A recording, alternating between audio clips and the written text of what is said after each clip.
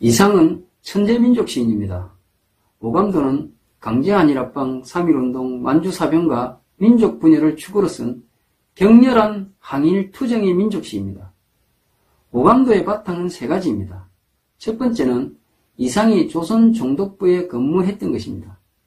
조선 총독부에서 이상은 제국주의 일본의 조선 식민지배의 궁극의 목적이 수탈에 머무는 것이 아니라 조선 민족을 말살시키려는 것 등의 깊고 내밀한 정보를 알 수 있었다는 것입니다. 그것이 오감도 연작시의 주제와 소재로 드러나 있습니다. 두 번째가 건축기사였다는 것입니다. 이상은 오감도 연작시 15편을 설계도면 형식으로 구성하고 배치했습니다. 제목 오감도는 조감도입니다. 시제 1호가 전체도면, 시제 2호부터 시제 4호까지가 강제한일합방, 3.1운동, 만주사변과 민족 분열의 세부도면입니다. 시제 4호 뒤집힌 숫자는 강제한일합방으로 뒤집힌 조선민족을 상징하고 둘로 갈라진 것은 민족 분열을 의미합니다.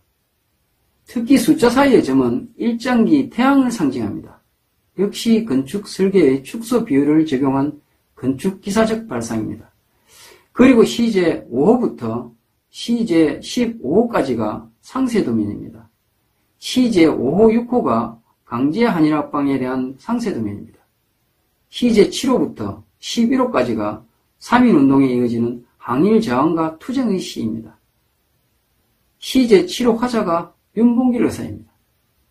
시제 8호는 일본 왕 히로히토를 가상으로 해부육시합니다.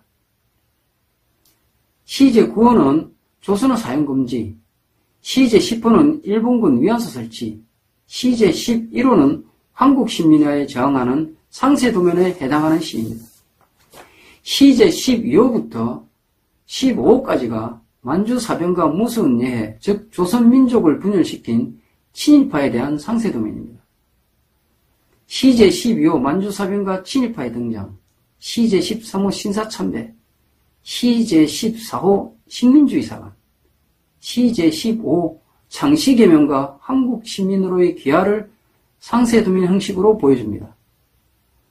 동시에 시제 15호에서 연작시가 뚝 끊어졌음을 알 수 있습니다. 세 번째, 그림에 뛰어난 재능이 있었던 것은 오감도 연작시 곳곳에 시각 상징의 표현 방식으로 드러나고 있습니다. 특히 오감도 시제 5호에서는 완성되지 않은 사각형 그림으로 내부에서 반목하는 화살표를 그려서 실패한 강제한일합방 조약선을 상징합니다. 또한 너무나도 중요한 하나가 있습니다. 제목 오감도를 비롯한 오식 또는 조라고 알려진 이상식 한자 조합 단어입니다. 한문 이름 짓기의 발상으로 이상이 오감도 연작시에 100개가 넘게 만들어서 한글 문장을 숨긴 것입니다. 이유는 1인 전쟁과 다름없는 격렬한 항일 투쟁의 시를 한글 그대로 발표할 수 없었기 때문이었을 것입니다. 시제 1호 첫행 13인의 아이가 도로를 질주하여에 13이라는 숫자에 대해 많은 기존의 해석들이 있습니다. 그 중에 몇 가지를 말씀드리겠습니다. 인종국, 최후의 만찬에 합석한 기독교 이하 13인, 서정주, 당시의 13도, 고은, 이상 자신의 기호, 이승훈, 기호와 상징의 중간 개념, 불안을 표상한다. 황현산, 시니컬한 이상이 이 숫자로 무엇을 의미하려는 순진한 시도를 하였다기보다 단지 이 숫자의 불안한 분위기를 이용하고 싶었으리라고 하는 것이 나을 것이다. 근영민, 13이라는 숫자에 어떤 의미를 부여하고 거기에 집착하게 되면 다른 중요한 요소들을 놓치기 쉽다. 유종호, 청년의 조급한 문학 선진화의 야망이 설계한 의미의 미로이며 무의미의 실체이며 기성적 시관습의 추문화 장치이자 함정이다. 신영철, 이 시가 희곡의 형식을 통해 독자의 공포를 유발하는 구조로 되어 있다.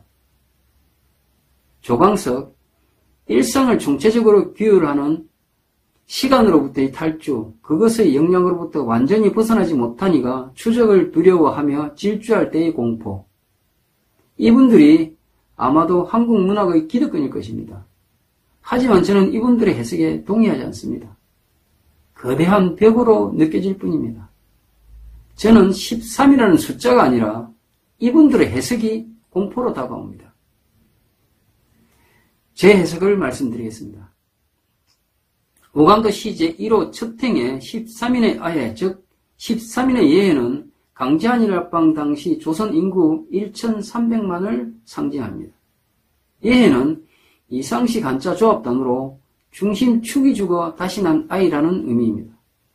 강제 한일합방으로 식민지 노예로 다시 난 조선민족을 의미합니다. 따라서 아이는 예해로 읽어야 합니다. 조선 인구 1,300만을 어떻게 13인으로 표현하는가 하는 의문이 들 것입니다. 앞서 설명드린 건축 설계 축소 비율을 적용한 것입니다.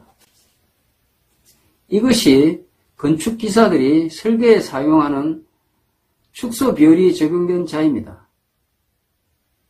100대 1, 200대 1, 800대 1, 1000대 1 등의 축소 비율이 적혀 있습니다.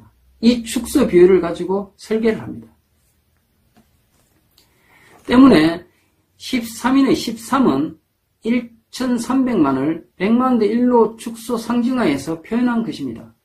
앞서 살폈듯이 시제 4호 뒤집힌 숫자 사이의 점과 시제 7호 한문 문장 사이의 점 역시 태양을 상징하는 일장기 원을 축소 비율을 적용해서 점으로 상징화시킨 것입니다. 가령 가로 세로 1m 일장기라면 1000대 1로 축소하면 가로 세로 1mm가 됩니다. 태양을 상징하는 일장기의 원이 점이 되는 것입니다.